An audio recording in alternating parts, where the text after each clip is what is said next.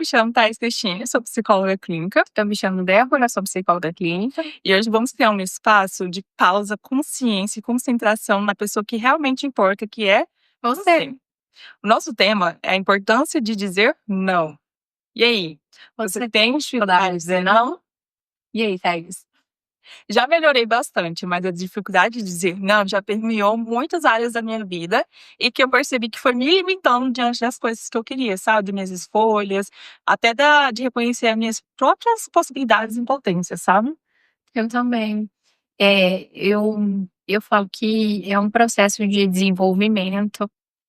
Muitas vezes nós não conseguimos falar não de cara, mas depois que eu entendi, ou é não pra mim ou é para o outro. Então, muitas vezes fazer aquilo que você não tem vontade só para agradar o outro é um desrespeito com nós mesmos. Então, entendendo por esse lado, fica mais fácil. Mas eu falo que é um exercício, nem sempre é natural, né, Thaís? De assim, a gente consegue fazer de imediato, mas é um assunto que nós devemos pensar melhor.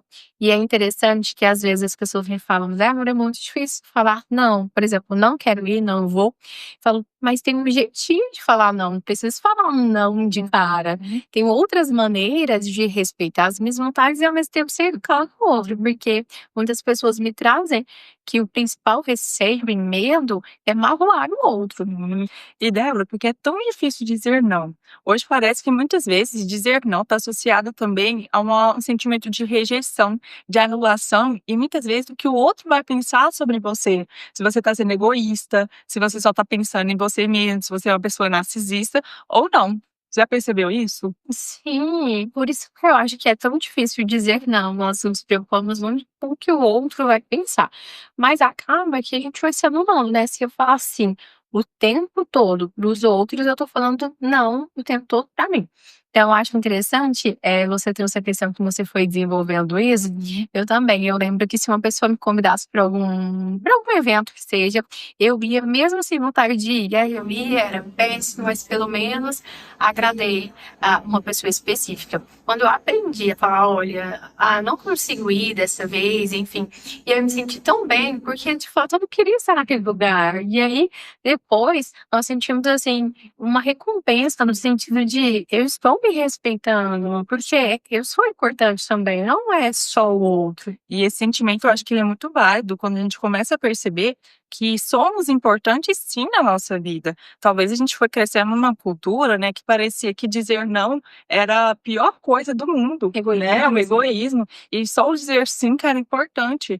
E talvez até algo das nossas gerações, né, passadas, na qual eles achavam que era falta de obediência, que a gente realmente tinha que dizer sim para crescer na vida. Ok, mas tudo tem um limite saudável, eu acredito também, né, ter um equilíbrio do dizer sim e do dizer não. É lógico que vai ter situações que a gente vai ter que Exatamente. concordar, dizer sim, né, mas tem outras que se invalida um pouco o nosso sentimento, o nosso pensamento e também aquilo que a gente está buscando, vamos falar assim, um propósito diferente pra nossa vida, aquilo já não é legal, né.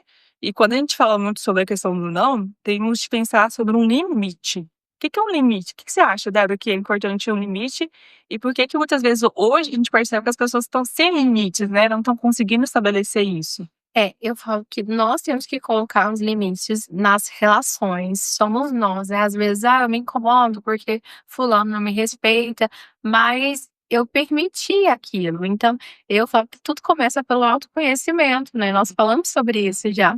Quando eu me conheço, é mais fácil colocar esses limites, né. É claro que tem situação que eu não vou querer fazer alguma coisa, enfim, voltada para o ambiente de trabalho, mas às vezes eu tenho um compromisso ali. E a gente vai entendendo também que uma falta de dizer não carrega em si uma sobrecarga emocional muito forte e que hoje estamos percebendo diante da nossa sociedade e do contexto que estamos vivendo, altos índice em burnout, em ansiedade, estresse, né, um estresse exagerado que gera uma crise de pânico, uns sintomas depressivos bem grave que antes, a gente já percebia, mas hoje é muito mais consciente, parece que a gente está vendo em todos os momentos, né. E é em qualquer idade, desde uma criança até um idoso. Isso é sério, né. O corpo fala, e as pessoas me perguntam: "Mas como?". Eu falo que é um exercício. A primeira vez que você começa a falar esse não, eh Nem sempre é tão confortável, mas eu vou me acostumando. Chega um momento que fica natural, né, Que é Thaís? natural. E a gente percebe também que a falta de dizer não é muitas vezes a gente assumir a responsabilidade do outro, né. Em quantas vezes na nossa família, no nosso trabalho, nos nossos relacionamentos, até na nossa vida espiritual, a gente começa a aderir muito da vida do outro, a se sobrecarregar: "Ah, eu consigo. Não, deixa que o outro fulano faz. Não, eu vou fazer porque o outro não pode agora", e tudo mais. Parece que a gente sempre fica inventando até desculpas pra gente sobrecarregar mais o outro. E sabe o que é o mais interessante, Débora, que eu percebi em todo esse tempo de clínica, foi que muitas vezes fazemos isso para não nos conectar conosco. Olha, A gente ó, faz muito isso pra gente não adentrar nos nossos próprios problemas, sentimentos e emoções também, né. que é um ato de coragem. Eu falo que o autoconhecimento é um ato de coragem. E como que eu consigo, né? No meu caso, eu consegui falar esse não por meio da terapia. Acredito que auxilia bastante nessa questão de autoconhecimento, de dizer não, nessa busca por melhorias. E também tem o seu lado negativo, né, toda vez que a gente diz não muito para as coisas, não significa que a gente está estabelecendo um limite saudável. Vamos aqui no meio, imagine aí que tem uma linha bem aqui no meio, e tudo que é demais não é bom, E de Deus. e de menos também não é muito bom. Então a gente tem que estar sempre nesse equilíbrio das coisas daqui no meio. Por que no meio? Porque a gente percebe que o nosso humor, as nossas reações, o nosso sistema fisiológico, nosso comportamento, nosso ambiente de pensamento interferem em tudo da nossa vida. Por isso que muitas vezes vamos dizer não, parece tão simples, mas é tão difícil, né, Débora? Isso é verdade. E aí, o interessante é buscar o equilíbrio. Tentar, né? Significa que eu vou ser sempre equilibrada, mas essa tentativa, eu falo que por tentativa, aí tem que experimentar, não tem como. Então a gente vai deixar algumas dicas para vocês, para a gente começar já a trabalhar um pouco mais a questão do não e, em consequência, os limites saudáveis também. E como então a gente pode começar a trabalhar a dizer esse temido palavrinha não? Acontece muito, as pessoas me trazem muito a questão relacionada ao ambiente de trabalho. Por exemplo, eu gosto de abraçar o mundo, receber muitas demandas, mas eu sei que eu não vou conseguir. Uhum. Então, em vez de falar sim de cara, eu posso assumir e no fim não conseguir, eu posso falar: "Olha, eu tenho algumas outras demandas. Tem alguma que é prioridade?" Às vezes de falar assim, depois eu não conseguir, enfim, entrar em sofrimento. Então, você que deve colocar esses limites. E eu sempre falo de maneira educada, né? Que às vezes as pessoas acham que é só falar o não e ponto. Eu entendo que, dependendo do ambiente, por exemplo, um ambiente corporativo, precisa ter uma conversa mais assertiva, né? Eu trabalho com uma série de pessoas, então dá para falar isso. Olha, eu tenho uma série de questões para resolver, eu tô muito sobrecarregado, eu preciso de ajuda, E né. já ajuda, né. E quando a Débora traz isso, eu lembro muito do conceito da comunicação assertiva. Os tipos de comunicação também julga muito quando a gente vai dizer essa palavra, porque a gente percebe que uma comunicação agressiva, na qual eu já chego, brigando, falando de forma alta, grosseira e falando esse não muito ríspido, afasta o outro e parece que a gente está sendo egoísta e ao mesmo tempo a gente está sendo uma pessoa prepotente, né. Uma comunicação passiva é nessa que a gente acumula tudo, que a gente guarda tudo pra si, a gente consegue fazer mil e uma coisa, ali só tá escondendo tanto uma baixa autoestima, ali gera uma procrastinação e um sentimento de inferioridade, que é o que a gente quer evitar nesse momento da nossa vida também. Já uma comunicação assertiva é quando eu falo na primeira pessoa, eu falo sobre mim, sobre o meu sentimento, e eu falo sobre o meu direito, sem machucar o direito do outro. Então, basicamente, eu falo de forma assertiva, muito claro para o outro. Não quero ferir o outro, mas o outro também vai ter que compreender que aquilo lá eu não consigo naquele momento, né? Eu vejo muito, Débora, que as pessoas têm dificuldade de escutar, nem além do dizer, as outras É têm verdade. dificuldade de escutar também, né?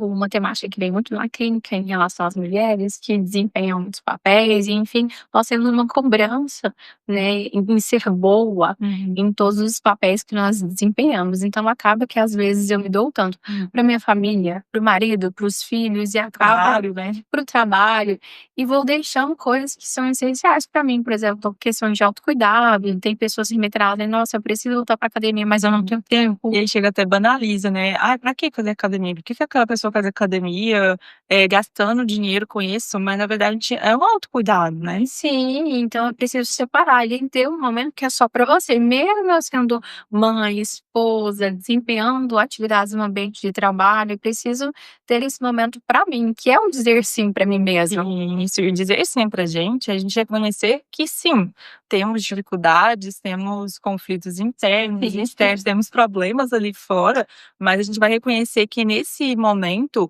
você também é importante para você conseguir fazer tudo ao seu redor. Porque se a gente não para no redor pra gente mesmo, é aquela velha metáfora do avião, quando cai a máscara de oxigênio, você não coloca em você primeiro, mas coloca no outro, você não sobrevive pra nada.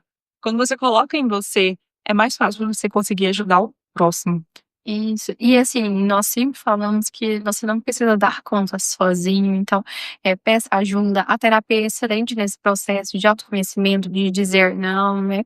Acaba que, nós sempre reforçamos essa importância de cuidar da saúde mental. Sim, e nem somente a terapia, a gente tem que também ir praticando com o tempo. A gente percebe que muitas vezes a terapia já é o auxílio para que a gente consiga se abrir mais para entender melhor essas mudanças. Mas é além da terapia, né? A gente precisa também exercer na nossa família, no nosso trabalho, no nosso relacionamento, né? Dizer não e machucar o outro. Mas será que compensa machucar mais assim, né? Ou será que a gente precisa realmente reconhecer o como a gente machuca tanto? O que eu posso fazer para diminuir então, e ao mesmo tempo não ser tão prejudicial para mim também, né? Você falou uma coisa ótima, que é a questão do consultório, um ambiente protegido, onde nós vamos trabalhar essas questões, mas você precisa aplicar na vida, no dia a dia, onde tudo acontece. Exatamente. Então essa foi as nossas dicas essenciais hoje para vocês. Aqui a gente poderia falar muito mais sobre esse tema, né, porque ele é um tema que ele chega muito na clínica pra gente, a gente conversa muito sobre esse assunto. Só que, gente, gera mudança quando a gente estabelece um limite importante e saudável para a nossa vida. Não é limitar, de paralisar tudo, é aquilo que eu deixei no meio, né, um limiar saudável, equilibrado, que gera uma saúde mental e uma saúde emocional melhor também. É isso mesmo, então cuide-se com amor. E para quem quiser seguir as nossas redes, a minha é thaiscristine.psi. O meu é Débora Lima, ponto psicologia. Até a próxima, pessoal.